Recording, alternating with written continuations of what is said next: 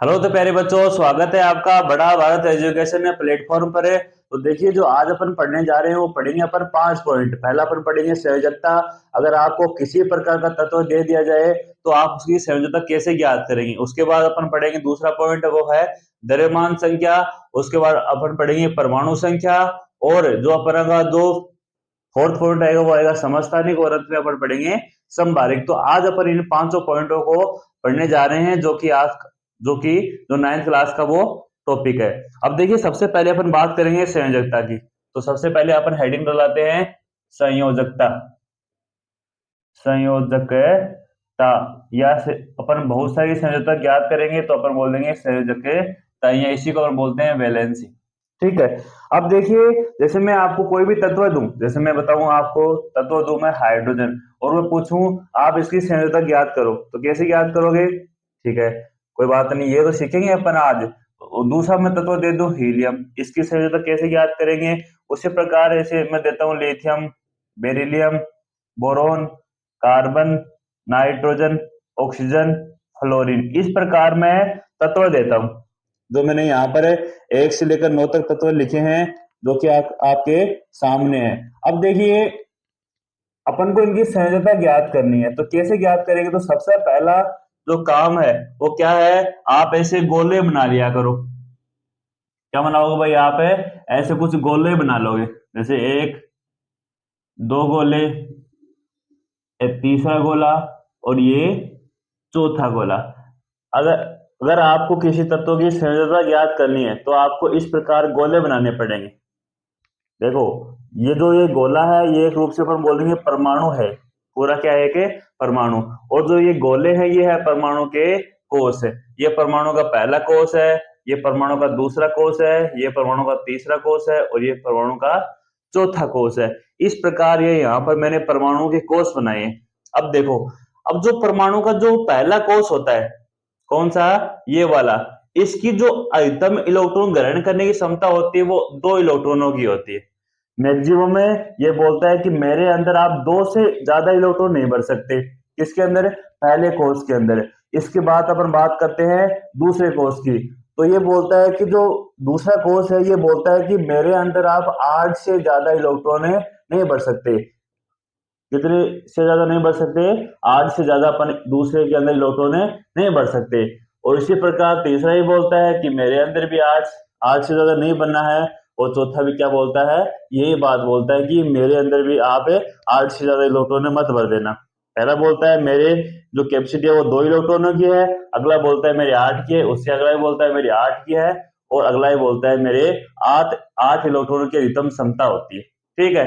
अब देखिए, तो आपको सबसे पहले जो जानकारी प्राप्त होनी चाहिए वो इन तत्वों के बारे में प्राप्त होनी चाहिए कि इनकी जो परमाणु संख्या है, इनका परमाणु क्रमांक वो कितना होता है। जैसे आप सब जानते हैं, तो हाइड्रोजन वो 1 नंबर पर आता है, हीलियम है वो 2 नंबर पर, lithium 3, beryllium 4, boron 5, carbon 6, nitrogen 7, oxygen 8 और फ्लोरीन 9। इस प्रकार मैंने यहाँ पर इनके परमाणु क्रमांक लिखे हैं। अगर मैं आपसे पूछूं कि जो हाइड्रोजन है इसके अंदर इलेक्ट्रॉनों की संख्या बताइए आप, मैंने पूछा कि जो यहाँ पर जो हाइड्रोजन है इसके अंदर आपको इलेक्ट्रॉनों की संख्या बतानी है, तो आप कैसे बताओगे? अब ध्यान से सुनो भाई, जो जो परमाणु क्रमांक होता है किसी तत्व का, वही उसके अंदर इलेक्ट्रॉनों की संख्या होती है। जैसे मैं अगर हाइड्रोजन की बात करूं तो इसमें इलेक्ट्रॉनों की संख्या होगी वो 1 होगी। क्यों? क्योंकि इसका जो परमाणु क्रमांक है वही क्या है? इसका इलेक्ट्रॉन की संख्या है। अगर मैं हीलियम की बात करूं इसमें इलेक्ट्रॉनों की, तो हीलियम के अंदर 2 इलेक्ट्रॉन है। क्यों है? क्योंकि जो हीलियम का जो परमाणु क्रमांक है वो 2 ही होता है। इसके बाद में बात करूंगा लिथियम की, तो लिथियम में अगर मैं इलेक्ट्रॉन बताऊं तो कितने हो जाएंगे? 3, क्योंकि इसका जो परमाणु क्रमांक होता है किसी तत्व का वही उसमें इलेक्ट्रॉन की संख्या होती है, तो लिथियम हो जाएंगे 3 इलेक्ट्रॉन। उसी प्रकार बेरिलियम में 4, बोरोन में 5 इलेक्ट्रॉन, कार्बन में 6 इलेक्ट्रॉन, नाइट्रोजन में 7 इलेक्ट्रॉन, ऑक्सीजन में 8 इलेक्ट्रॉन और फ्लोरीन में 9 इलेक्ट्रॉन हो जाएंगे। ठीक है। तो ये मैंने इनके तत्व की बात की, यहाँ पर इनके परमाणु क्रमांक की, और मैंने बात कर ली कि इनमें अंदर इलेक्ट्रॉन कितने कितने उपस्थित है। ठीक है। तो यहाँ पर तो अपन क्या पढ़ रहे हैं? संयोजकता ज्ञात करना पढ़ रहे हैं। अब देखिए, अगर आपको तत्व पता है, तत्व का प्रतीक चिन्ह पता है, इसका परमाणु क्रमांक पता है, और उनके साथ में क्या पता है कि इसके अंदर कितने इलेक्ट्रॉन उपस्थित है, अगर आपको ये 3 बातें का तीन बातों का पता है तो आराम से आप एक से लेकर 20 तक तत्वों के 20 तक तत्वों की संयोजन आराम से आप ज्ञात कर सकते हो। अब कैसे ज्ञात करोगे? देखिए, अगर आप वीडियो पर नए आए हैं तो पहली बात तो आप चैनल को सब्सक्राइब कीजिए। क्यों कीजिए? क्योंकि जो इसी प्रकार के अपन वीडियो बनाते हैं एजुकेशन से संबंधित, ताकि आपको बेनिफिट ज्यादा से ज्यादा मिल सके। ठीक है, तो आपको चैनल को सब्सक्राइब करना है। अब देखिए, जो आपको पढ़ना है वो यही पॉइंट पढ़ना आज, ठीक है, और इसको अच्छे से नोट करना है। क्यों नोट करना है? क्योंकि आज आपने एक बार अगर इसको देख लिया तो हो सकता है अगली बार तुम भूल जाओ, लेकिन अगर आपने नोट कर लिया तो तुम इस बार दोबारा उसको देख सकते हो, ताकि तुम्हारे तुम्हारी दोबारा रिकॉल हो जाए वो चीजें। ठीक है, तो आपको कॉपी पेन साथ में लेना है और इनको साथ साथ में नोट कर लेना है। ठीक है, क्योंकि मैं आज जबरदस्त ट्रिक बता रहा हूं इसकी, कि अपन संयोजकता किसी भी 1 से लेकर 20 तक तत्वों की संयोजकता कैसे ज्ञात करेंगे। ठीक है, जबरदस्त ट्रिक है बच्चों। कैसे है? अब देखिए, अगर आपको तत्व पता है, तत्व के प्रत्येक चिन्ह पता है, इनके परमाणु क्रमांक पता है और इनमें उपस्थित इलेक्ट्रॉन पता है, तो आप 1 से लेकर 20 तक तत्वों के जो संयोजकता है वो आराम से ज्ञात कर सकते हो। अब देखो कैसे ज्ञात करेंगे। सबसे पहले अपन हाइड्रोजन की संयोजकता ज्ञात करेंगे। किसकी ज्ञात करेंगे? हाइड्रोजन की संयोजकता। आप बताओ कि हाइड्रोजन के अंदर इलेक्ट्रॉन कितना है? कितना है भाई हाइड्रोजन के अंदर इलेक्ट्रॉन? तुम बताओगे कि हाइड्रोजन के अंदर एक इलेक्ट्रॉन है। कितना इलेक्ट्रॉन है हाइड्रोजन के अंदर? एक इलेक्ट्रॉन है। अब इधर आ जाओ इसके पास। अब हाइड्रोजन के अंदर एक इलेक्ट्रॉन है, तो आप पहले कोष से भरना स्टार्ट कर दो। अब पहले कोष आप जानते हो, जो परमाणु का जो पहला कोष होता है उसमें अधिकतम अपन 2 इलेक्ट्रॉन भर सकते हैं, लेकिन हाइड्रोजन के पास कितने इलेक्ट्रॉन है? एक इलेक्ट्रॉन है। चलो आपने भर दिया, एक इलेक्ट्रॉन आपने भर दिया। अब देखिए, अब जो ये पहला कोर्स है ये बात बोलता है। क्या बोलता है? ये देखिए, जो मैं ये लॉजिक बिठा रहा हूं ये ऐसे ऐसे आपकी बुक के अंदर दे रखे हैं। कैसे दे रखे हैं? कि जो हाइड्रोजन का जो पहला कोर्स है वो ये बोलता है, या तो मेरे अंदर पूरे 2 इलेक्ट्रॉन भरो। क्या बोलता है? या तो मेरे अंदर पूरे 2 इलेक्ट्रॉन भरो, क्योंकि मेरी जो क्षमता है ग्रहण करने की वो 2 इलेक्ट्रॉन की है। या तो मेरे अंदर वो पूरे पूरे भरो 2 इलेक्ट्रॉन, या फिर मेरे को खाली ही रखो, या फिर मेरे अंदर कोई इलेक्ट्रॉन नहीं भरो, तब मैं संतुष्ट होऊंगा। या तो मेरे को, अगर तुम इलेक्ट्रॉन दे रहे हो तो मेरे को भरपूर दो, जितनी मेरी कैपेसिटी है उतने इलेक्ट्रॉन दो मेरे को। अगर नहीं दे सकते तो तुम्हारा तो एक दो देते हो ना, इसको भी निकाल लो, मुझे इसकी जरूरत नहीं। समझ रहे हो क्या? तो अगर आपने इस पहले कोष को एक इलेक्ट्रॉन दिया, क्योंकि हाइड्रोजन के पास तो एक ही इलेक्ट्रॉन है, तो अपन यहाँ पर एक इलेक्ट्रॉन भर देगी। क्या है बताओ, क्या ये संतुष्ट हो पाएगा? नहीं हो पाएगा। क्यों नहीं हो पाएगा? क्योंकि जो परमाणु का जो पहला कोष है वो तो ये बात बोलता है कि मेरे पास ग्रहण करने की 2 क्षमता होती है, 2 इलेक्ट्रॉन की क्षमता होती है, लेकिन आपने दिया कितना है? एक। मैं संतुष्ट नहीं होगा। क्या बोलेगा? भाई साहब, या तो तू एक इलेक्ट्रॉन और ला, या फिर नहीं ला सकता तो तेरे को इसको भी ले जा। समझ रहा है? तो ऐसे बात बोलता है। किसको? इलेक्ट्रॉन को। अब इलेक्ट्रॉन क्या करे बेचारा, हाइड्रोजन के पास तो एक इलेक्ट्रॉन है, चलो हमने एक इलेक्ट्रॉन भर दिया, यहाँ पर भर दिया। अब बताओ, क्या ये पहला कोष संतुष्ट है? नहीं है। तो क्या है, इसके पास 2 कंडीशन है। अगर ये बाहर से कोई इलेक्ट्रॉन ले ले, अगर ये बाहर से कोई इलेक्ट्रॉन है ले ले, तो इसके पास पहले के कोष के पास 2 इलेक्ट्रॉन हो सकते हैं, ये संतुष्ट हो जाएगा। लेकिन कोई कंडीशन ऐसी भी हो सकती है कि बाहर से कोई इलेक्ट्रॉन इलेक्ट्रॉन देने वाला ही नहीं हो। तब कैसे करेंगे? तब होगा, क्या करना पड़ेगा अपन को? तब जो ये अंदर जो इलेक्ट्रॉन दिया है इसको निकालना पड़ेगा बाहर। ठीक है, तो हाइड्रोजन के यहाँ पर 2 संयोजकता बनेगी।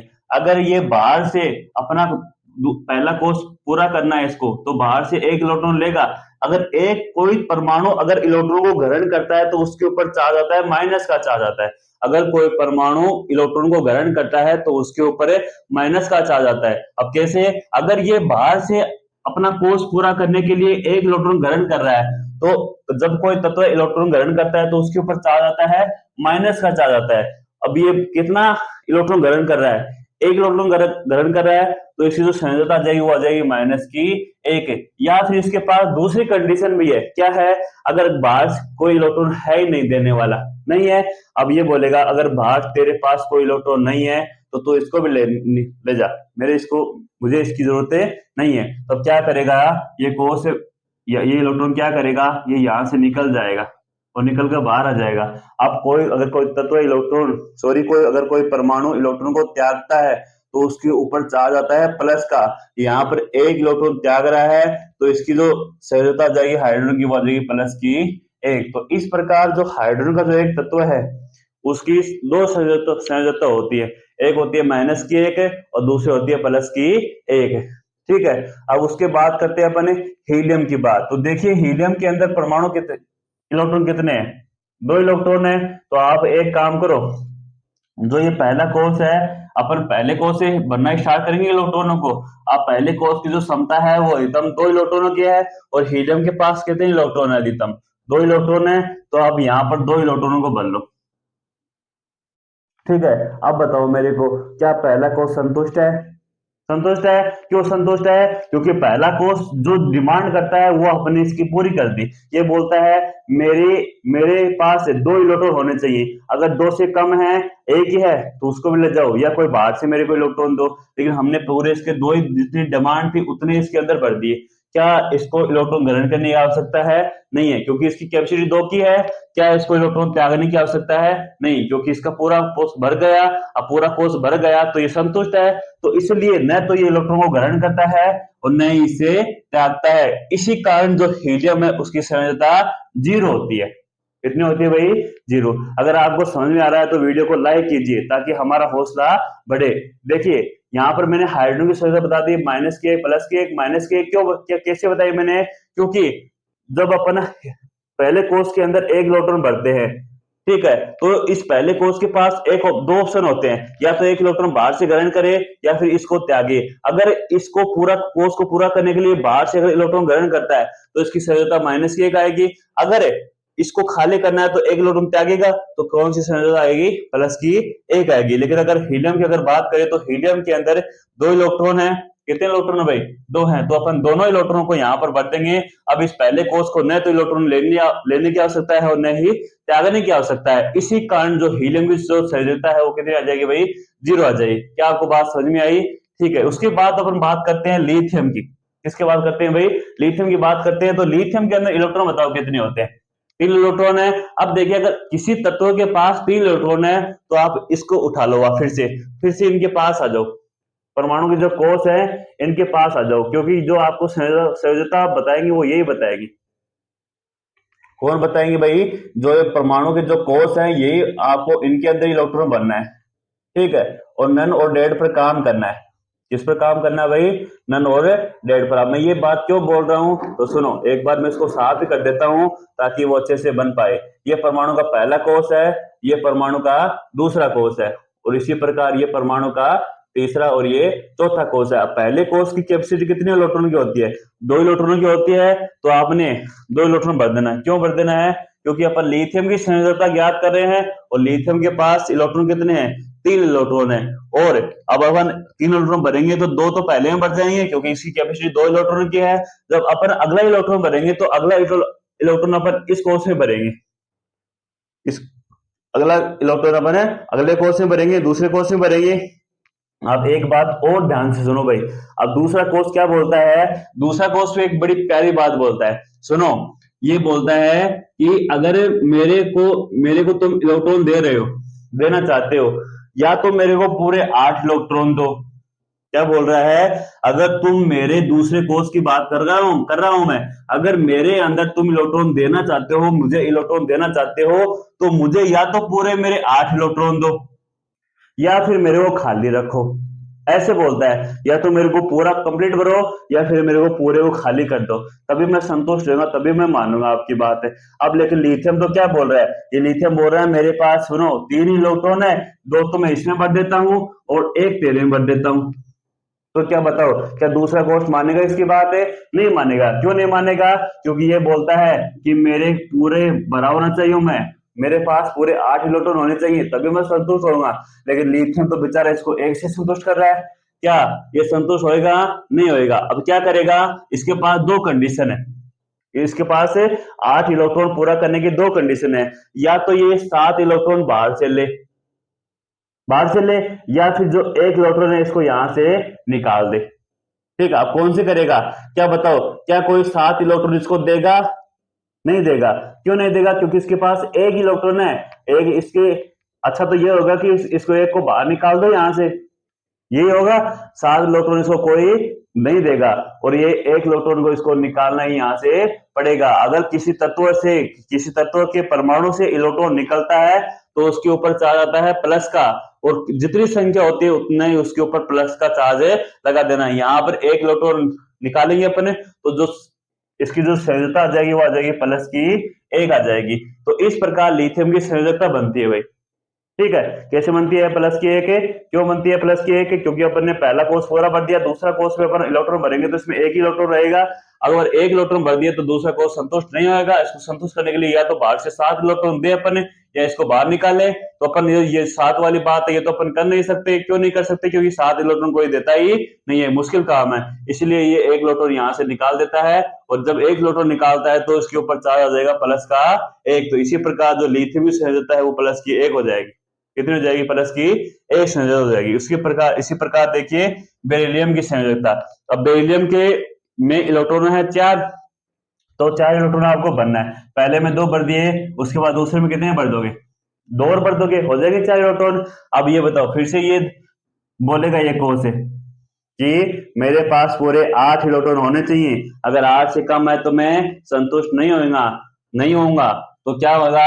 अब इसके पास में 2 कंडीशन है, या तो ये 6 इलेक्ट्रॉन बाहर से ले या फिर इन दोनों इलेक्ट्रॉन को यहाँ से निकाले। अब तुम्हें बताओ ये कौन सा काम करेगा? क्या इसको कोई 6 इलेक्ट्रॉन देंगे? नहीं देंगे। क्यों नहीं देंगे? क्योंकि इसके पास पहले से 2 हैं और 6 और लेने हैं, तो कोई 6 इसको देगा नहीं। ये बोलेंगे तुम इन 2 को ही बाहर निकाल दो। क्यों निकाल दो? क्योंकि ये आसान काम है।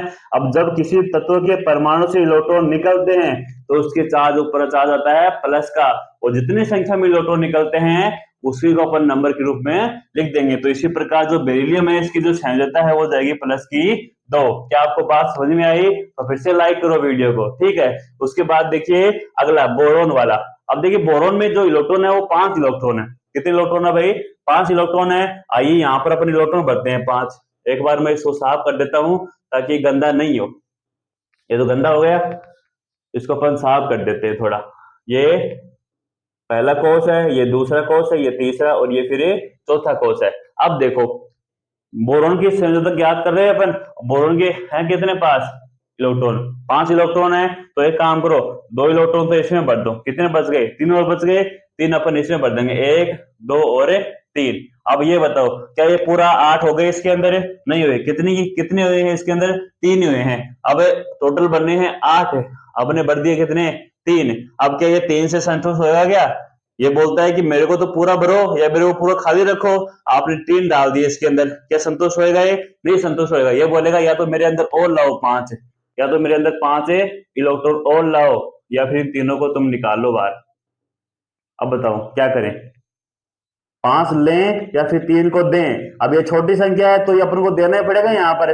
तो यहाँ की इसलिए अपन को क्या करना पड़ता है, ये अपन 5 इलेक्ट्रॉन बाहर से ग्रहण नहीं कर सकते, इसलिए इन तीनों इलेक्ट्रॉन को यहाँ से निकालना पड़ता है। अगर कोई तत्व का परमाणु इलेक्ट्रॉन को निकालता है तो उसके ऊपर चार्ज आता है प्लस का, और जितनी संख्या में निकाल रहा है वो संख्या आपको लगा देनी है। तो यहाँ पर जो बोरोन है उसकी संयोजकता हो जाएगी प्लस की 3। ठीक है, उसके बाद बात करते हैं अपन कार्बन की। अब कार्बन में इलेक्ट्रॉन कितने होते हैं भाई? 6 होते हैं। तो देखिए कार्बन के अपन कैसे संयोजकता ज्ञात करेंगे, ये थोड़ा सा भाई इंपोर्टेंट है भाई, इसको देखना ध्यान से कि अपन कार्बन की संयोजकता कैसे ज्ञात करेंगे।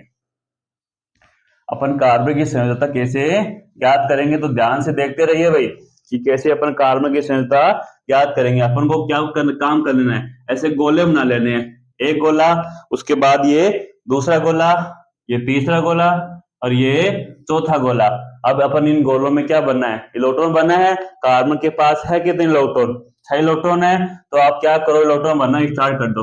पहले में आपने 2 इलेक्ट्रॉन भर दिए, उसके बाद दूसरे के अंदर कितने भरोगे? 2 तो भर दिए, बच गए कितने?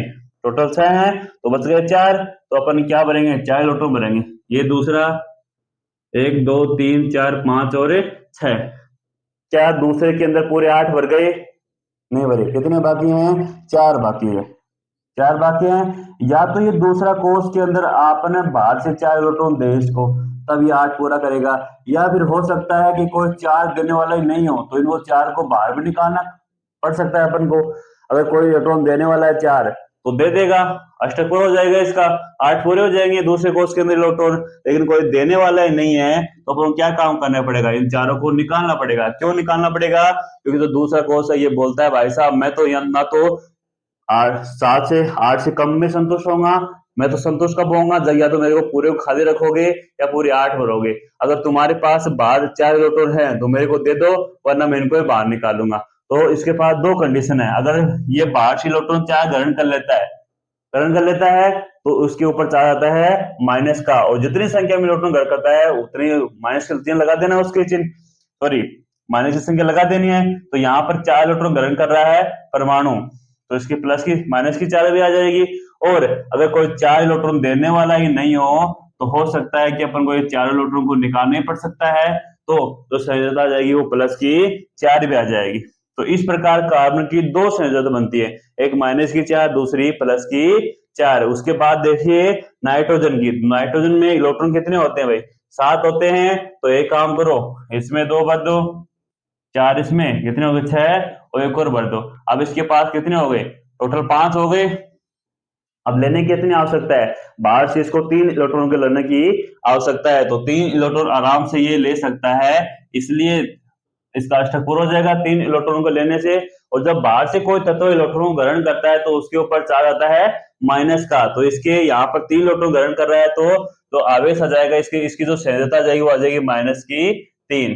ठीक है, इसके बाद देखिए ऑक्सीजन की, तो ऑक्सीजन में कुल कितने इलेक्ट्रॉन है भाई, 8 इलेक्ट्रॉन है। तो 8 इलेक्ट्रॉन अपन भरेंगे, यहाँ पर 2 इसमें भर देंगे और 4 ये हो गए 6 7, सॉरी ये 3 2 5 6 7 और ये हो गया भाई 8। कितने हो गए, 8 इलेक्ट्रॉन हो गए। अब ये बताओ पहला कोष पूरा भरा हुआ है, ठीक है, दूसरा कोष क्या पूरा है, नहीं है। दूसरे कोष के में कुल 8 इलेक्ट्रॉन होने चाहिए, लेकिन है कितने पास, किस पास 1 2 3 4 5 6 है। कितनी की आवश्यकता है इसको, 2 इलेक्ट्रॉन की आवश्यकता है। अब इसके पास भी दो कंडीशन है क्या, या तो ये बाहर से 2 इलेक्ट्रॉन ले या फिर इन 6 को दे।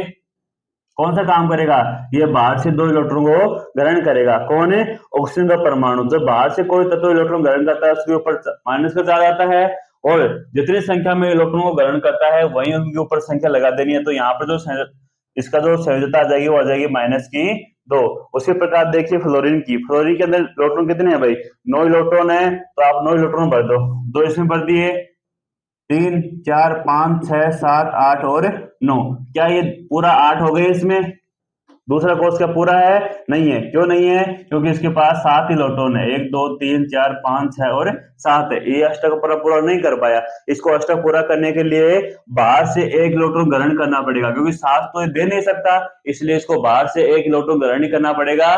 और ग्रहण करेगा तो इसके ऊपर 1 इलेक्ट्रॉन ग्रहण करेगा तो माइनस का 1 इसकी संयोजकता आ जाएगी। तो इस प्रकार संयोजकता इनकी आ जाएगी। इसके बाद करते हैं अपन बात करते हैं नियोन की, जिसका परमाणु क्रमांक होता है भाई 10, और 10 ही इसके अंदर इलेक्ट्रॉन होते हैं। अगर जिस तत्व का परमाणु क्रमांक को पता है उतने उसके अंदर क्या होते हैं भाई, इलेक्ट्रॉन होते हैं। यह बात आपको ध्यान रखनी है। अब देखिए अपन नियोन की संयोजकता का ज्ञात करें तो नियोन के अंदर इलेक्ट्रॉन है 10, तो एक काम करो 2 तो इसमें पहले वाले में भर दो। कितने बच गए आपके पास, 8 बच गए, 8 अगले में भर दो। तो ये 3 तो पहले से 7 तो पहले से भरे हैं, एक और भर दो, पूरे हो गए 8 तो इसमें हो गए और 2 इसमें हो गए, पूरा भर गया ना। तो अब ये बताओ क्या इसको बाहर से इलेक्ट्रॉन, दूसरे कोष को बाहर से इलेक्ट्रॉन लेने की आवश्यकता है, नहीं है। क्यों नहीं है, क्योंकि इसका जो पूरा है वो कोष है वो ये भर गया, न तो इसको लेने की आवश्यकता है इलेक्ट्रॉन, न ही देने की आवश्यकता है। इसलिए जो नियोन की जो संयोजकता हो जाएगी वो हो जाएगी 0। कैसे हो जाएगी भाई, 0 हो जाएगी।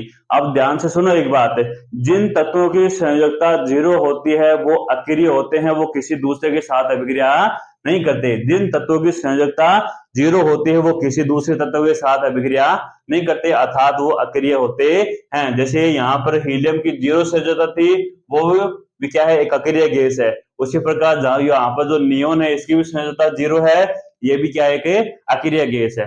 ठीक है, तो यहाँ पर अपन ने बात कर ली 1 से लेकर 10 तक तत्वों की संयोजकता। इसके बाद अपन बात करेंगे 11 से लेकर 20 तक तत्वों की संयोजकता की। तो आप ध्यान से देखना भाई, जो मैंने यहाँ पर जो फंडा बताया है ये फंडा यहाँ वहीं पर लगेगा। इसी मेथड से अपन ने उन तत्वों की भी संयोजकता आराम से ज्ञात कर सकते हैं। तो देखते रहिए।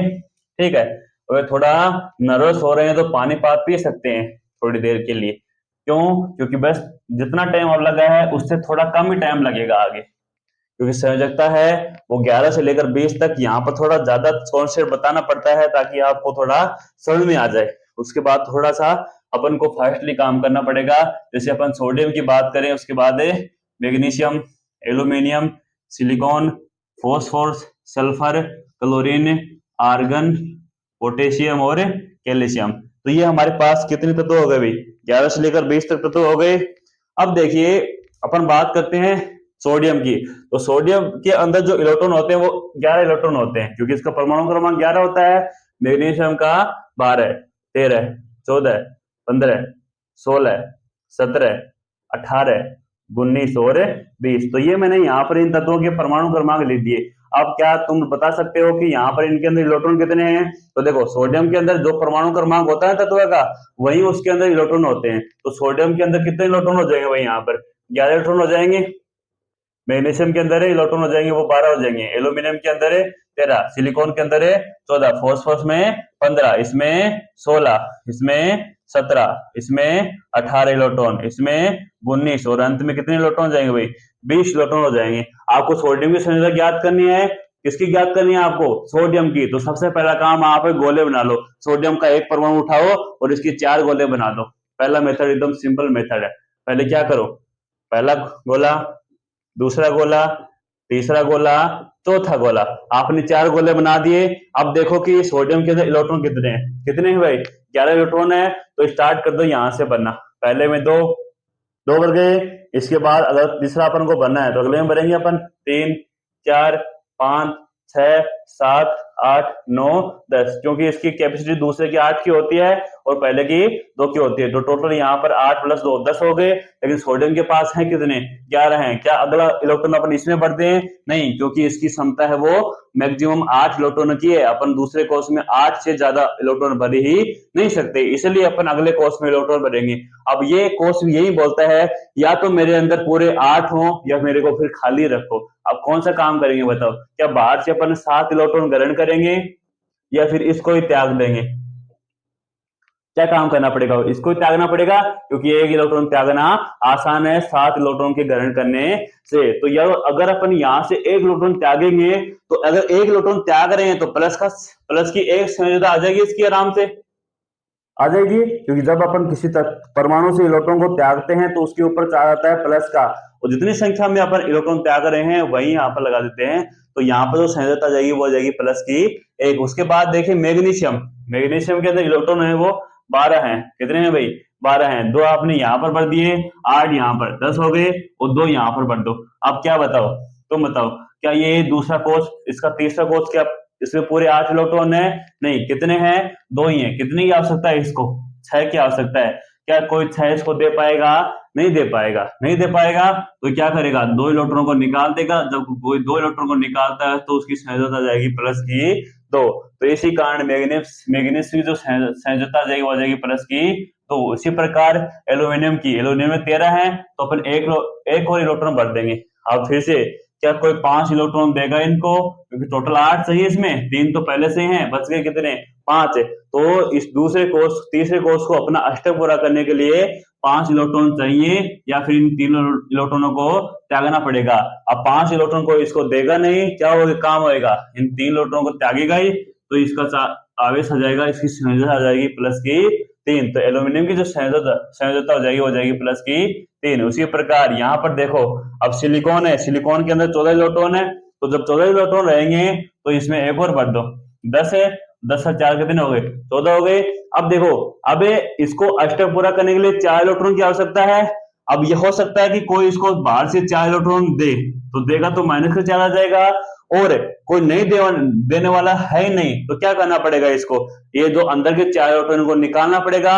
अब जब निकालेंगे तो कौन सी संयोजकता आ जाएगी? प्लस की 4। तो इस प्रकार जो सिलिकॉन है उसकी 2 संयोजकता होती है, एक होती है माइनस की 4 और दूसरी होती है प्लस की 4। उसी प्रकार फॉस्फोरस को देखिए, फॉस्फोरस के अंदर कुल 15 इलेक्ट्रॉन है। तो 2 इसमें भर दिए, 8, 10 हो गए, और 4 ये एक और भर देना, कितने हो गए?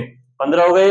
अब ये बताओ, जो ये तीसरा कोर्स है इसके अंदर टोटल अपन को 8 चाहिए, कितने भर दिए अपन ने, 5 भर दिए, कितने और चाहिए अपन को, बाहर से 3 और चाहिए। अगर अपन इसको 3 दे देते हैं दूसरे कोर्स को तो इसका अष्टक पूरा हो जाएगा। और क्या इसको 5, ये 5 अपने 5 इलेक्ट्रॉन को बाहर दे सकता है, नहीं, क्योंकि 3 आराम से लेना इसको आसान काम है, इसको 3 इलेक्ट्रॉन बाहर से आराम से ग्रहण कर सकता है। ठीक है, तो जब ये 3 इलेक्ट्रॉन ग्रहण करेगा तो इसके ऊपर तो 4 आ जाएगा माइनस का 3। इसी कारण जो फॉस्फोरस है इसकी जो संयोजकता हो जाएगी माइनस की 3। उसके बाद सल्फर की, तो सल्फर में अगर अपन भरेंगे इलेक्ट्रॉन तो ये भरेंगे अपन, क्योंकि सल्फर का जो परमाणु क्रमांक वो 16 है और इसके अंदर 16 इलेक्ट्रॉन है। तो आप देखो 16 इलेक्ट्रॉन भरते हैं अपन, 2 इसमें भर दिए, 8 इसमें भर दिए, 10 हो गए। अब 6 इसमें भरने, 1 2 3 4 5 6, और चाहिए किसमें, इसमें तीसरे में, तीसरे में अपन को पूरे 8 चाहिए, 6 भर दिए। बाहर से कितने और लेने पड़ेंगे, इसको 2 लेने पड़ेंगे। अब जब लेता है तो कैसा चार्ज आता है, उसके ऊपर माइनस का चार्ज आता है, और 2 इलेक्ट्रॉन ग्रहण करेगा तो इसकी संयोजकता आ जाएगी माइनस की। तो उसी प्रकार क्लोरीन में एक और भर देंगे, 17 है टोटल।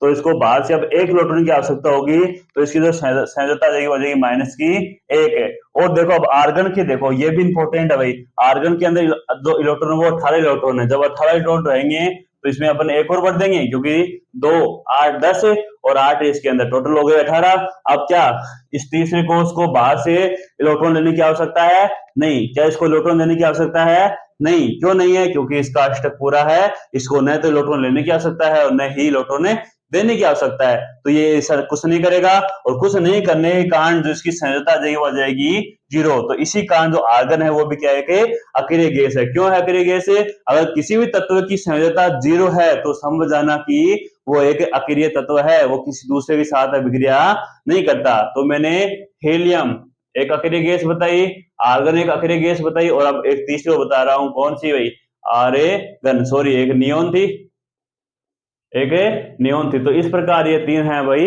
अक्रिय गैसें। उसके बाद अपन बात करते हैं पोटेशियम की। तो पोटेशियम के अंदर इलेक्ट्रॉन है वो 19 है, चलो 19 है।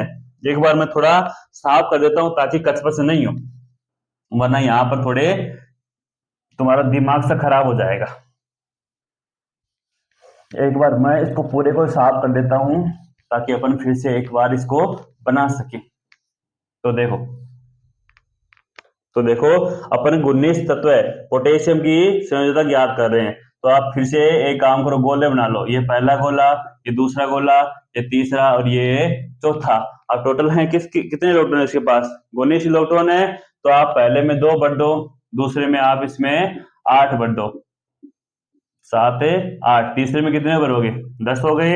इस तीसरे में भी 8 ही भरोगे, 3 3 6 7 3 3 6 7 8 एक फालतू भर दिया। तो पहले में 2 भर दिए, दूसरे में 8 है, कितने हो गए 10। तीसरे में अपने क्या भर दिए 8। क्या तीसरे में और भर सकते हैं, नहीं, क्योंकि जो पहले की 2 की क्षमता आती है उसके बाद सबकी कितनी आगे आती है 8 8 की क्षमता आती है। 8 से ज्यादा इलेक्ट्रॉन अपन नहीं भर सकते। ठीक है, तो अगला इलेक्ट्रॉन अपन को इसमें भरना पड़ेगा।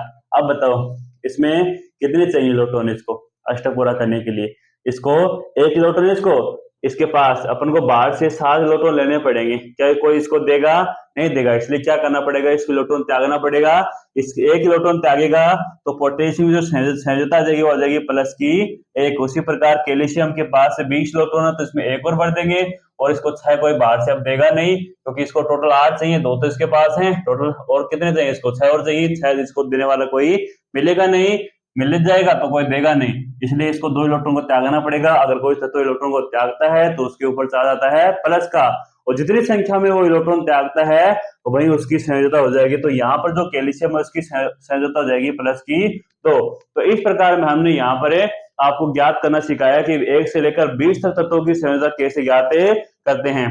ठीक है, अगर आपको समझ में आया तो कमेंट करिए और बोलिए कि यस हमको समझ में आ गया। अगर नहीं समझ में आया तो कमेंट अवश्य कीजिए, ताकि अपन को आपको कोई डाउट है उसको अपन सोल्व कर सके। ठीक है, इसके बाद देखिए अगला पॉइंट जो हमारा है वो है परमाणु संख्या और द्रव्यमान संख्या।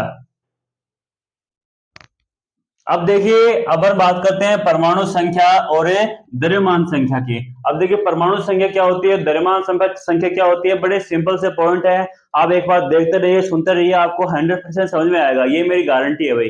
कैसे, अब देखो सबसे पहले अपन बात करेंगे परमाणु संख्या की। आप जैसे मैंने यहाँ पर इससे पहले 1 से लेकर 20 तक तत्व बताए, मैं एक बार फिर से लिखता हूँ। जैसे मैं हाइड्रोजन को लिखता हूँ, हाइड्रोजन का जो परमाणु क्रमांक वो 1 है, और जो इसका द्रव्यमान होता है वो कितना होता है, 1 ही होता है, तो 1 है, H1 ऐसे लिखते हैं इसको।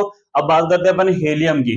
हीलियम की, तो हीलियम का जो परमाणु क्रमांक होता है वो 2, और जो इसका द्रव्यमान होता है वो होता है 4U।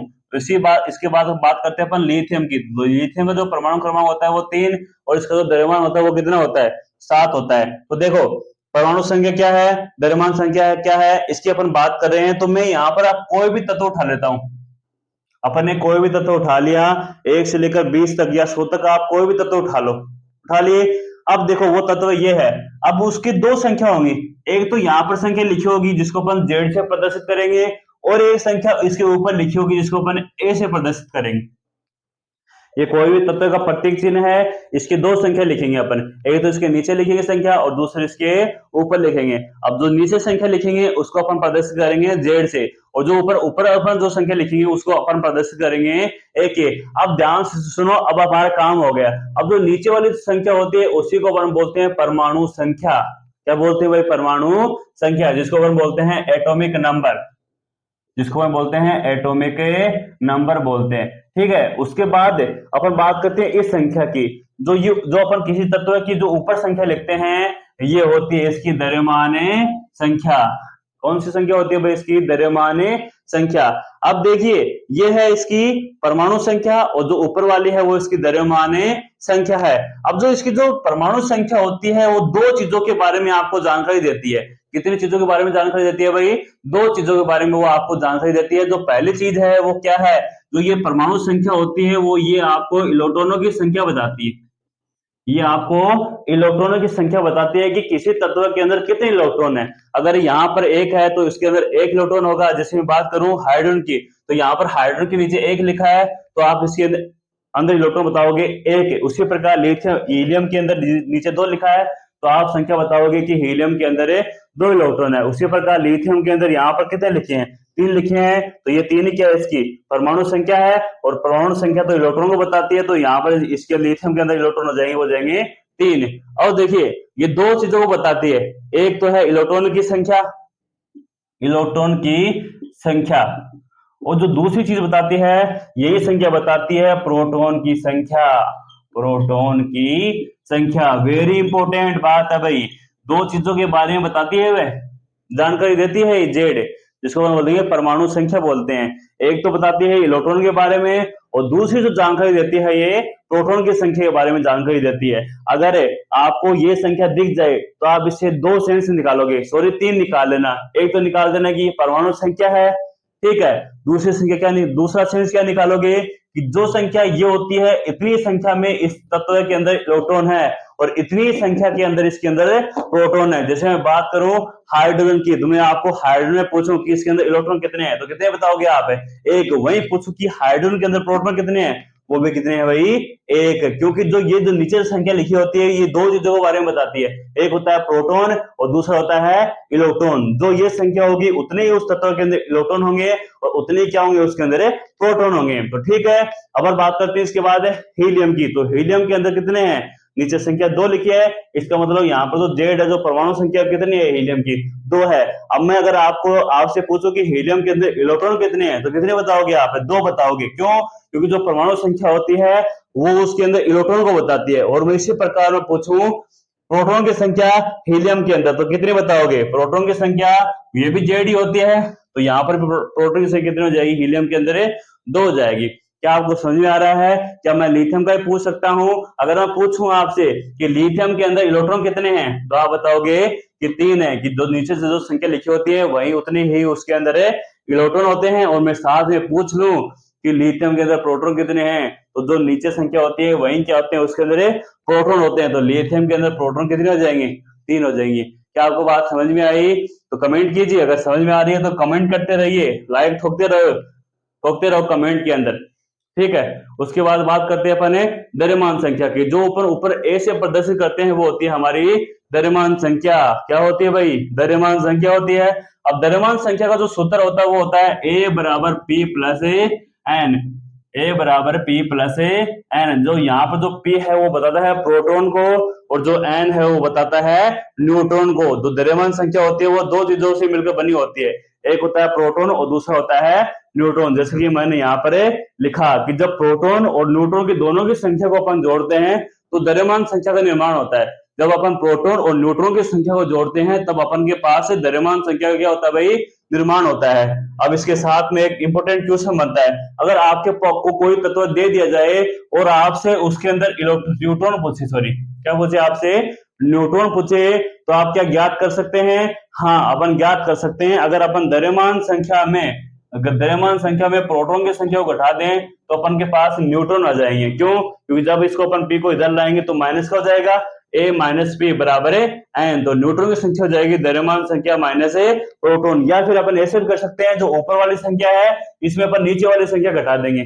ऊपर वाली में कौन घटा देंगे भाई? नीचे वाली, क्योंकि यही संख्या प्रोटॉन की संख्या को बताती है, तो ऊपर वाली संख्या माइनस नीचे वाली संख्या बराबर है न्यूट्रॉन। समझ में आया कि दो न्यूट्रॉन अपन ज्ञात करेंगे तो द्रव्यमान संख्या माइनस प्रोटॉन बराबर न्यूट्रॉन हो जाएंगे। ठीक है, तो जैसे मैं अब कुछ एग्जांपल लेता हूं यहाँ पर। जैसे मैं हीलियम का एग्जांपल लेता हूं, पहले हीलियम से पहले अपन हाइड्रोजन का एग्जांपल लेंगे। मैं आपसे पूछूं कि हाइड्रोजन के अंदर न्यूट्रॉन कितने हैं? हाइड्रोजन के अंदर न्यूट्रॉन कितने हैं? तो कोई बता सकता है कैसे, कितने होंगे? तो कमेंट कीजिए कितने हैं न्यूट्रॉन सॉरी कितने न्यूट्रॉन है हाइड्रोजन के अंदर। तो देखो न्यूट्रॉन अपन कैसे ज्ञात करेंगे, A minus P, A minus A P. आप हाइड्रोजन के अंदर द्रव्यमान संख्या बता सकते हो कितनी है? ए बता सकते हो क्या? ए है, जो ऊपर वाली संख्या लिखी होती है वही ए होती है, तो यहाँ पर है ए एक। जो द्रव्यमान संख्या है हाइड्रोजन के अंदर वो है एक। और प्रोटॉन की संख्या कितनी है भाई? तो नीचे संख्या होती है वही प्रोटॉन की संख्या होती है, तो ये भी कितनी है? एक। जब आप एक में से एक हटाओगे तो कितना आएगा आपके पास? 0 आ जाएगा। तो जो हाइड्रोजन है एक ऐसा तत्व है जिसके अंदर न्यूट्रॉन कितने होते हैं भाई?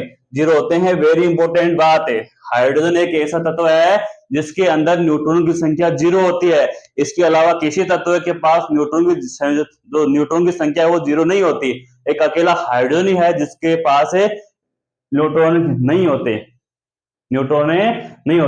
उसके प्रकार में बात करता हूं हीलियम की, तो मैं आपसे पूछूं कि हीलियम के अंदर कितने न्यूट्रॉन हैं? हीलियम के अंदर कितने न्यूट्रॉन है? तो आप कैसे बताओगे हीलियम के अंदर कितने न्यूट्रॉन है? सीधा सीधा सूत्र है, या लगा लो और आंसर आ जाएगा। जैसे मैं बात करूं हीलियम की, तो हीलियम को लिखते हैं 2 4 से। अब देखो न्यूट्रॉन बराबर होता है द्रव्यमान संख्या माइनस प्रोटॉन की संख्या। अब द्रव्यमान संख्या कितनी है इसकी? 4। प्रोटॉन की संख्या कितनी है? 2। तो इस प्रकार जो न्यूट्रॉन है उसके अंदर आ जाएगा न्यूट्रॉन की संख्या 2। कितनी आ जाएगी भाई? 2। आप इसी प्रकार आप किसी भी तत्व के अंदर न्यूट्रॉन की संख्या याद कर सकते हैं। सीधा सीधा फंडा है, उसके अंदर जो द्रव्यमान संख्या होती है उसके अंदर प्रोटॉन को घटा देना है, आ जाएगी न्यूट्रॉनों की संख्या। तो ये अपन ने बात कर ली परमाणु संख्या की और द्रव्यमान संख्या की। ठीक है, क्या आपको समझ में आया? ठीक है, उसके बाद अपन बात करेंगे समस्थानिक और समभारिक की। तो देखिए अगला पॉइंट है वो है समस्थानिक और समभारिक है। वेरी इंपॉर्टेंट है वो भी भाई। इस चैप्टर का जो लास्ट पॉइंट है वो यही है कि समस्थानिक अपन किसे बोलते हैं, समभारिक किसे बोलते हैं, इनके उदाहरण और इनके अनुप्रयोग। इन 5 पॉइंटों को अपन पढ़ेंगे समस्थानिक के बारे में। एक पढ़ेंगे अपन क्या पढ़ेंगे अपन? समस्थानिक पढ़ेंगे, समस्थानिक पढ़ेंगे अपन, समस्थानिक पढ़ेंगे, और एक बार अपन पढ़ेंगे समभारिक। अब 2 शब्द है यहाँ पर, एक है समभारिक और दूसरा है भाई समस्थानिक। क्या है भाई? 2 चीजें हैं, एक तो है समस्थानिक और दूसरा है समभारिक। तो समस्थानिक किसे बोलेंगे? वे तत्व जिनकी द्रव्यमान संख्या समान व परमाणु संख्या समस्थानिक अपन किसे बोलेंगे? वे तत्व जिनकी जो परमाणु संख्या है वो तो समान होती है और द्रव्यमान संख्या क्या होती है? भिन्न भिन्न होती है, उनको अपन बोलते हैं समस्थानिक। अब देखो मैं जो परिभाषा बोल रहा हूं उसको एक बार लिख भी रहा हूं मैं। वे तत्व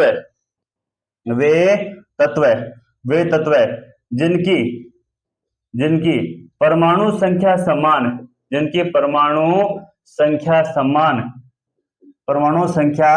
समान व द्रव्यमान संख्या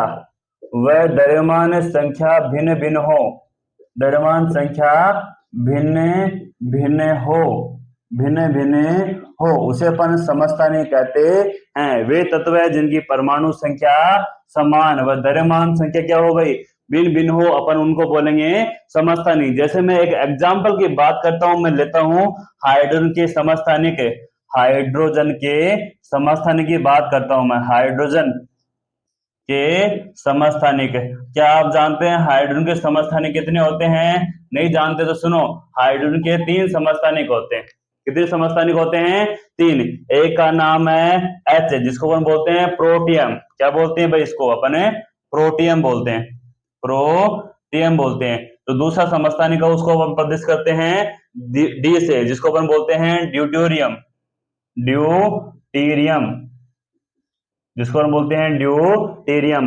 और जो तीसरा तत्व है, जो तीसरा समस्थानिक का, वो है ट्री, जिसको हम बोलते हैं ट्रीटियम, ट्रीटियम। तो इस प्रकार हाइड्रोजन के 30 समस्थानिक है, प्रोटियम, ड्यूटेरियम और ट्रीटियम, एच टी डी। अब देखिए समस्थानिक है, मैंने समस्थानिक की परिभाषा क्या बताई?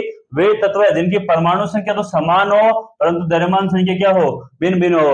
आप सब जानते हैं, अगर आपसे कोई भी तत्व दे दिया जाए आपको, तो उसके नीचे दो संख्या लिखेंगे, उसके ऊपर एक तो नीचे लिखेंगे, दूसरी उसके ऊपर लिखेंगे। जो नीचे वाली संख्या होती है यही होती है परमाणु संख्या, और जो ऊपर वाली संख्या होती है वो होती है द्रव्यमान संख्या। जो नीचे वाली संख्या समान रहेगी उस तत्व की, उसे हम समस्थानिक बोलेंगे।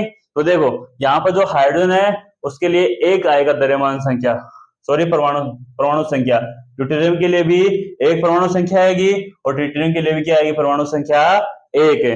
उसके बाद अपन बात करते हैं इनके द्रव्यमान की, तो प्रोटियम का द्रव्यमान होता है 1 है, द्रव्यमान संख्या प्रोटियम की 1 होती है, ड्यूटेरियम की 2 और ट्रिटियम की कितनी होती है? 3। तो वे तत्व है जिनकी परमाणु संख्या क्या हो? समान हो और द्रव्यमान संख्या क्या हो? भिन्न भिन्न हो। अपन क्या बोलेंगे? समस्थानिक बोलेंगे। तो ये हो गया इसका एक एग्जाम्पल। उसके बाद करते हैं अपन दूसरे एग्जाम्पल की। यहाँ पर मैं 2-3 एग्जाम्पल कराऊंगा समस्थानिक के केस में, तो आप ध्यान से अपनी कॉपी पेन लेकर उनको नोट करते रहिए। वीडियो को आराम से पॉज कर सकते हैं और आराम से आप नोट कर सकते हैं, ठीक है। इसके बाद एग्जाम्पल लेता हूं मैं दूसरा लेता हूं कौन सा भाई? क्लोरीन को लेता हूं। क्लोरीन से पहले अपन लेंगे किसको? कार्बन को लेंगे। कार्बन को समस्थानिक लेंगे अपन। कार्बन के 2 समस्थानिक होते हैं, कार्बन के समस्थानिक, कार्बन के समस्थानिक, कार्बन के समस्थानिक लेते हैं अपन। तो कार्बन के सुनो 2 समस्थानिक होते हैं। कितने होते हैं? 2। कार्बन दोनों की समस्थानिकों की जो परमाणु संख्या होती है वो समान होती है और द्रव्यमान संख्या क्या होती है? भिन्न भिन्न होती है। एक की होती है 12 है और दूसरी की क्या होती है? 14 होती है, ठीक है। एक की 12 और दूसरे की 14 है। दोनों की परमाणु संख्या क्या है? समान है, द्रव्यमान संख्या क्या है? भिन्न भिन्न है। तो क्या हो गई? समस्थानिक हो गई। उसी प्रकार अपन बात करते हैं क्लोरीन के समस्थानिक होगी। तो क्लोरीन के 2 समस्थानिक होते हैं, एक दोनों परमाणु क्रमांक 17 होता है दोनों का, अर्थात जो द्रव्यमान संख्या जो परमाणु संख्या होती है वो कितनी होती है? 17 होती है, इसलिए तो वो समस्थानिक है। और एक का जो द्रव्यमान है वो 35 होता है, दूसरे का होता है 37। अब देखो जो क्लोरीन है और जो ये क्लोरीन है, जो 35 वाला क्लोरीन है ये प्रकृति में 3 अनुपात में मिलता है, और जो 37 वाला समस्थानिक होता है वो प्रकृति में 1 अनुपात में मिलता है। तो क्लोरीन 35 और क्लोरीन 37 प्रकृति में 3 अनुपात 1 के रूप में पाए जाते हैं। अर्थात तो ज्यादा कौन सा मिलेगा? 35 वाला मिलेगा, क्योंकि 3 अनुपात में है। अगर आपको टोटल 4 क्लोरीन के परमाणु मिल रहे हैं तो आपको 3 तो उसके अंदर 35 वाले दिखेंगे और उनमें एक किसका दिखेगा आपको? 37 वाला समस्थानिक आपको दिखेगा। इसीलिए मैंने बोला कि प्रकृति के अंदर जो ये परमाणु हैं ये 3 अनुपात 1 के रूप में मिलते हैं। तो ये आप ये बताओ, अपन जब क्लोरीन का जो द्रव्यमान संख्या लिखते हैं वो अपन 35.5 लिखते हैं। कैसे लिखते हैं भाई? 35.5। वो कैसे लिखेंगे अपन? तो सुनो, प्रकृति के अंदर जो ये है वो 35% है, सॉरी 3 अनुपात 1 ही मिलते हैं दोनों। तो 3 अनुपात का मतलब है कि 75% है और ये है भाई 25% है। तो देखो 35 वाला है वो अपन को 75% मिलता है, ठीक है। और जो 37 वाला है वो अपन को कितना परसेंट मिलता है भाई? 25% मिलता है। तो 25/100। अब जब इसको सोल्व करेंगे तब हमारे पास जो आंसर आएगा वो 35.5 आएगा। तो इस प्रकार अपन दोनों का औसत लेते हैं, 35 गुणा 75/100 प्लस 37 गुणा 25/100। तो इस प्रकार अपन इनका औसत परमाणु द्रव्यमान ज्ञात करते हैं। अब देखो आपकी बुक के अंदर एक इंपॉर्टेंट बात बता रखी है कि समस्थानिकों के रासायनिक गुण समान होते हैं, वह भौतिक गुण भिन्न भिन्न होते हैं। क्या बोला है आपकी बुक के अंदर? ये जो समस्थानिक होते हैं उनके रासायनिक गुण समान होते हैं। समस्थानिकों के रासायनिक गुण समान होते हैं। कैसे समान होंगे? तो सुनो एक बार, बड़ी अच्छी पॉइंट है। जो समस्थानिक होते हैं उसके रासायनिक गुण समान होते हैं। समस्थानिकों के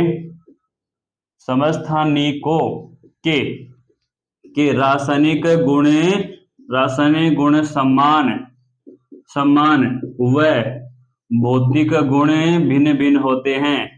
भौतिक गुण भिन्न भिन्न होते हैं। भिन्न भिन्न होते हैं। जो समस्थानिक होते हैं उनके रासायनिक गुण समान होते हैं और भौतिक गुण क्या होते हैं भाई? भिन्न भिन्न होते हैं। अब ध्यान से सुनो। अब जो अगर आपके पास कोई भी तत्व है उसकी एक होती है परमाणु संख्या और दूसरी होती है उसके पास द्रव्यमान संख्या।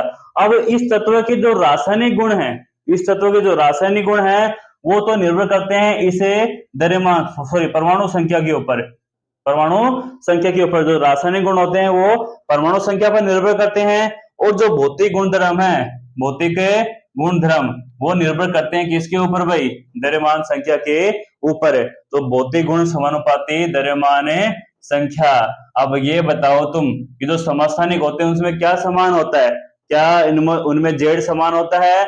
इसी कारण अगर उनमें जो परमाणु संख्या है वो समान है तो उसके रासायनिक गुण भी क्या होंगे? समान होंगे। क्यों होंगे समान? क्योंकि जो रासायनिक गुण होते हैं वो किसके समानुपाती होते हैं भाई? परमाणु संख्या के समानुपाती होते हैं।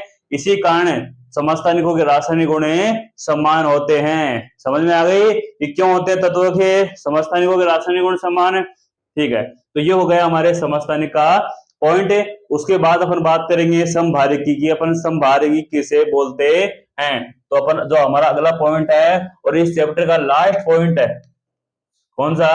समभारिक। इस चैप्टर का लास्ट पॉइंट है समभारिक। इसके बाद अपन पढ़ेंगे समस्थानिकों के अनुप्रयोग। तो देखिए समभारिक क्या होता है? समभारिक वे तत्व है जिनकी जो परमाणु संख्या है वो तो होती है भिन्न, परंतु द्रव्यमान संख्या क्या होती है? समान। वे तत्व है जिनकी जो जेड है वो तो क्या होती है? भिन्न होती है। क्या होती है? भिन्न होती है। एक ही अगर जेड 1 है तो दूसरे की आपको जेड 2 मिलेगी। तो द्रव्यमान संख्या है वो तो क्या होंगी? समान होंगी। और जो परमाणु संख्या है वो क्या रहेगी? भिन्न भिन्न रहेगी। जो ए है वो क्या रहेगी? उनकी समान रहेगी। A1 बराबर है A2। जैसे मैं एग्जाम्पल की बात करूं तो आर्गन है और कैल्शियम दोनों क्या है? समभारिक है। क्यों है? क्योंकि दोनों का जो द्रव्यमान होता है वो 40-40 होता है। तो इनकी जो द्रव्यमान संख्या होती है वो 40-40 होती है और इनकी जो परमाणु क्रमांक होता है, एक का होता है 18 और दूसरे का होता है 20। तो इनके जो परमाणु संख्या है वो तो भिन्न भिन्न है, परंतु जो द्रव्यमान संख्या वो क्या है? समान है। इसलिए अपन इनको बोलेंगे समभारिक। वे तत्व है जिनकी परमाणु संख्या क्या हो? समान हो, परंतु परमाणु संख्या भिन्न भिन्न हो, परंतु द्रव्यमान संख्या क्या हो? समान हो। अपन उनके बोलेंगे अपने समभारिक। नाम ही है समान भार रखने वाले तत्व है। तो दोनों का समान भार है तो इसीलिए अपन बोल देंगे इनको समभारिक। और इसके बाद देखिए अंत में जो पॉइंट दे रखा है वो दे रखा है समस्थानिकों के अनुप्रयोग। इस चैप्टर का लास्ट पॉइंट है। तो जो हमारी अगला लास्ट हेडिंग है वो है समस्थानिकों के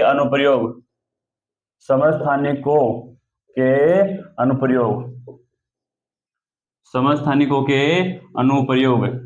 तो देखिए जो आपकी बुक है उसमें समस्थानिकों के 3 अनुप्रयोग दे रखे हैं। 1, 2 और 3।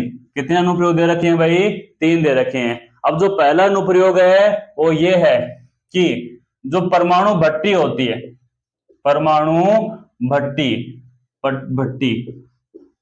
भट्टी के अंदर अपने यूरेनियम 92 235 यूरेनियम का जो ये समस्थानिक होता है इसको अपन ईंधन के रूप में लेते हैं परमाणु भट्टी के अंदर। पहला अनुप्रयोग तो ये है। अब ये समस्थानिक है जिसको अपन परमाणु भट्टी में ईंधन के रूप में कर रहे हैं। उसके बाद जो देखिए दूसरा जो इसमें बताया गया है अनुप्रयोग समस्थानिकों का, वो बताया गया है कि जो कोबाल्ट 60 जिसका परमाणु क्रमांक 27 होता है, इसका उपयोग कोबाल्ट के 60 वाले समस्थानिक का उपयोग 27 जो 60 को जिसका बाद 60 होता है ना कोबाल्ट के समस्थानिक का, उसका उपयोग अपन कैंसर के उपचार में करते हैं। इसका उपयोग कैंसर के उपचार में करते हैं, कैंसर के उपचार में करते हैं। इसको भी अपन कैंसर के उपचार में करते हैं। किसका उपयोग? कोबाल्ट के 60 के जो समस्थानिक होता है कोबाल्ट 60 का, उसका उपयोग अपन कैंसर के उपचार में करते हैं। और जो लास्ट समस्थानिक दे रखा है वो दे रखा है आयोडीन 53 और 131। इसका उपयोग आयोडीन के 131 वाले समस्थानिक का उपयोग अपन घेंगा रोग के उपचार में करते हैं। घेंगा या इसको अपन बोलते हैं गलगंड, गलगंड रोग के उपचार में करते हैं, के उपचार में करते हैं। तो ये हो गए समस्थानिकों के अनुप्रयोग कि जो परमाणु भट्टी है उसमें ईंधन के रूप में यूरेनियम 235 को किया जाता है, उपयोग किया जाता है। कोबाल्ट 60 को उपयोग कैंसर के उपचार में किया जाता है। और जो आयोडीन 131 है होती है उसका उपयोग घेंगा या गलगंड रोग के उपचार में किया जाता है। तो ये हो गए भाई समस्थानिकों के अनुप्रयोग। तो आज अपन ने जो पॉइंट पढ़े हैं वो आपने पढ़ा है संयोजकता, परमाणु संख्या, द्रव्यमान संख्या, समस्थानिक और समभारिक। अगर आपको वीडियो अच्छा लगा तो वीडियो को लाइक कीजिए ताकि आपको और फायदा मिल सके, और चैनल को अवश्य सब्सक्राइब कीजिए। ठीक है, धन्यवाद।